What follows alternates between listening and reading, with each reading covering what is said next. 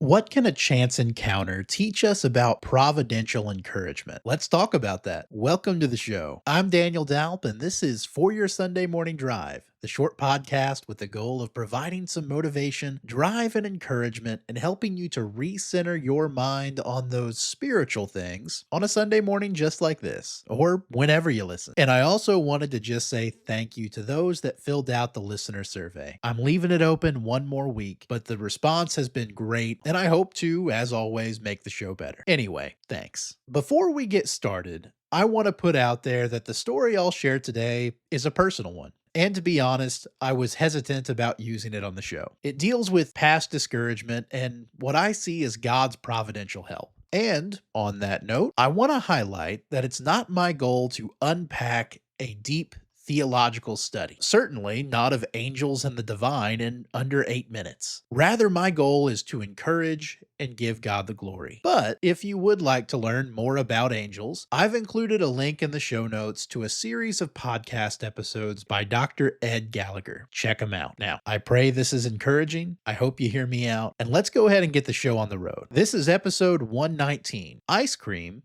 and Angels. Let's go to church.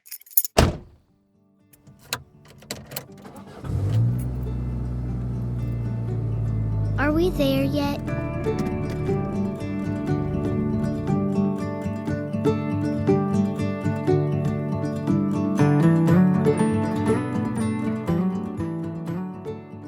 God has blessed us in some pretty astounding ways as his people. But sometimes we forget. Sometimes we need to be reminded of that. Isn't it interesting how when we need that reminder the most, it seems that God providentially provides it? And often that reminder hits us when we pick up our Bibles and stumble across a passage like Matthew 10:29 through 31. Are not 2 sparrows sold for a cent? And yet not one of them will fall to the ground apart from your Father. But the very hairs of your head are all numbered. So do not fear. You are more valuable than many sparrows. Sometimes it's an encounter with our brethren or a text from a friend out of the blue. And sometimes that reminder comes from somewhere else and someone else altogether. And if you'll spare me a moment, I'd like to share one of those moments from my life with you. And I hope you'll be encouraged. I think we all have days like this. Those days in your Christian walk where something devastatingly discouraging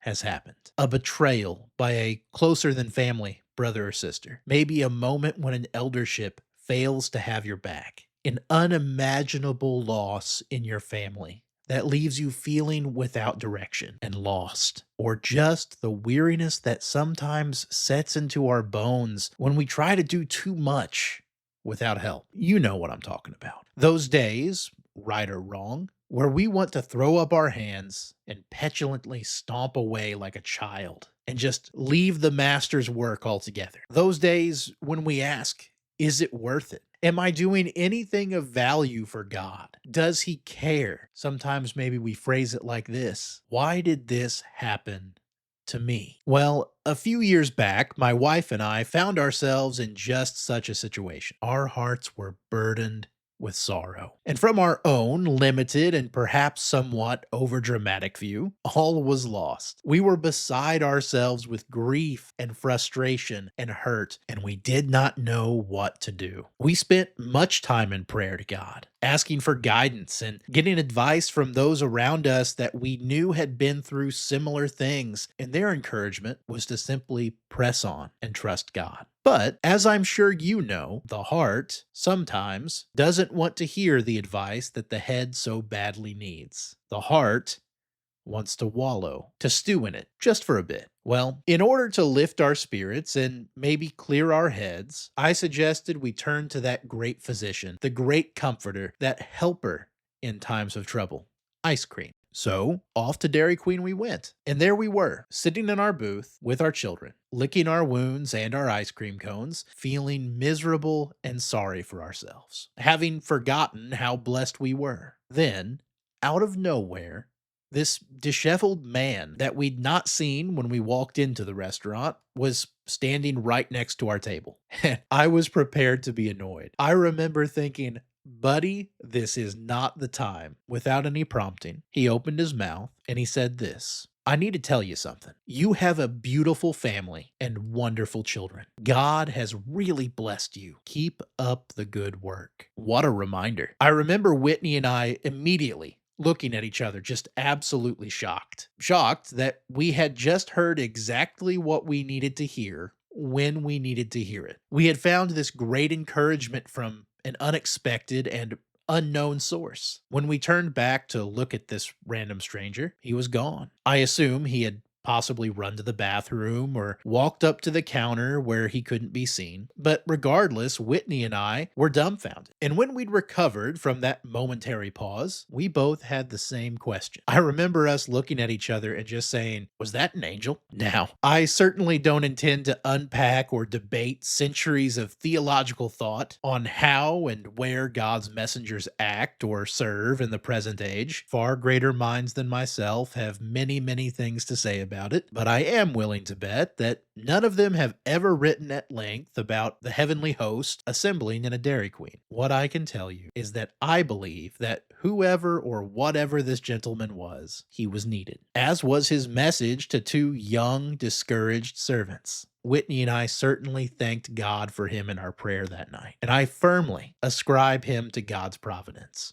Because having heard his words, we finished our ice cream and wiped up the kids. We dusted ourselves off, hugged our children, thanked our God, and got back to work. I share this story because maybe you too this morning are driving to worship because you need to be sustained in your commitment to God and by the love of your brethren. Maybe you're hanging on by a thread, and maybe that thread has snapped and you are sitting at home this morning saying, "I just can't do it today." Maybe you are desperately in need of encouragement, or maybe you know someone that needs help. Maybe God wants to use you in that capacity to minister to them because God's providence is so good. And don't discount the idea that maybe you, like Esther, might be used to help others in need. Mordecai tells her in Esther 4:14, "For if you remain silent at this time, relief and deliverance will arise for the Jews from another place, and you and your father's house will perish. And who knows whether you have not attained royalty for such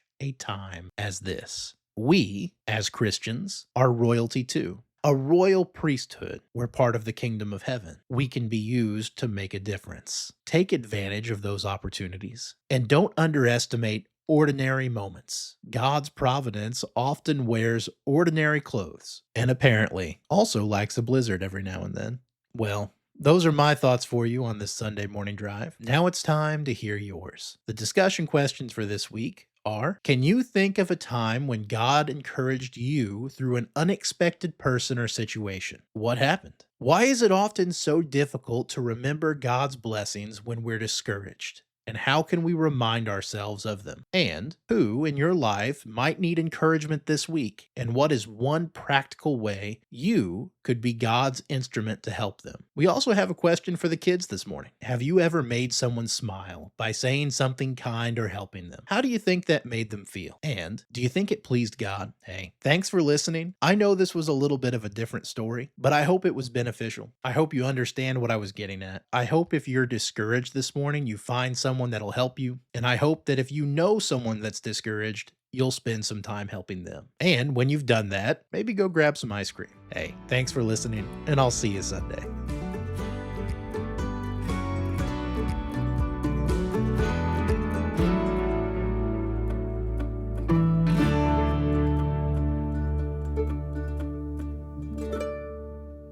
We're here.